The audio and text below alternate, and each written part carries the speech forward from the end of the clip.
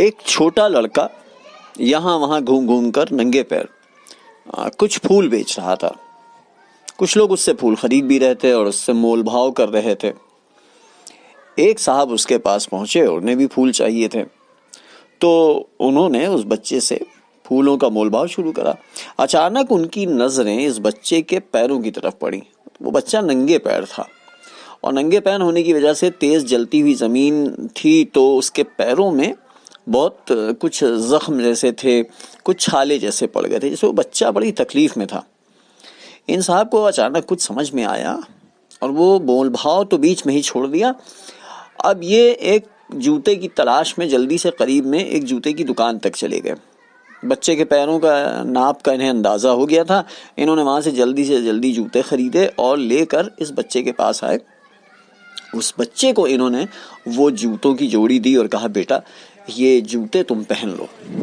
और बच्चा बड़ा खुश हुआ। उसने पैरों में ये जूते पहने। मारे खुशी के उसकी आंखों से आंसू निकल आए।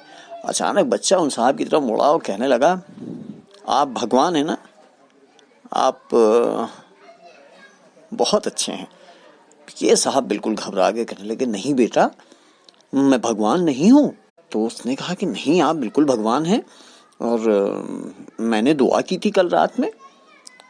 अब ये और घबराए, कहने लगे, नहीं बेटा मैं बिल्कुल भगवान नहीं हूँ। तो बच्चा कहने लगा, तो फिर आप भगवान के दोस्त होंगे, क्योंकि मैंने कल रात ही में तो भगवान से ये दुआ की थी कि भगवान किसी तरह से मुझे एक जोड़ी जूता भेज दो, मेरे पैरों में बड़ी तकलीफ होती है। वो आप जो हैं, आप बता नहीं रहे मगर आप भगवान के दोस्त हैं। खुदा ने आपको भेजा है, अल्लाह मियाँ ने आपको भेजा है। ये जिस नाम से भी वो बच्चा पुकारता रहा, भगवान या अल्लाह मियाँ या ईश्वर, बहरहाल ये साहब वहाँ से मुड़े और मुड़ के इनकी आंखों में आंसू थे चल दिए। और इनकी एक बात समझ में आ गई थी कि ईश्वर का यानी भगवान का दोस्त बनना कोई बहुत मुश्किल काम नहीं है, बड़ा आसान काम है। किसी के भी साथ कोई छोटी नेकी कर दो या बड़ी नेकी जो तुम कर सकते हो और तुम वाकई में उस सर्वशक्तिमान के दोस्त बन जाते हो।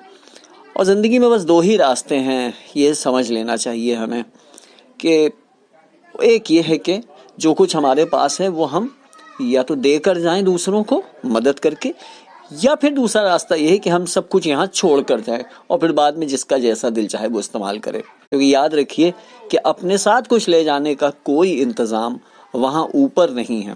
तो कोशिश करें कि हम सब भगवान के, ईश्वर के यानी खुदा के दोस्त बन के जिएं, लोगों की मदद करने वाले बने।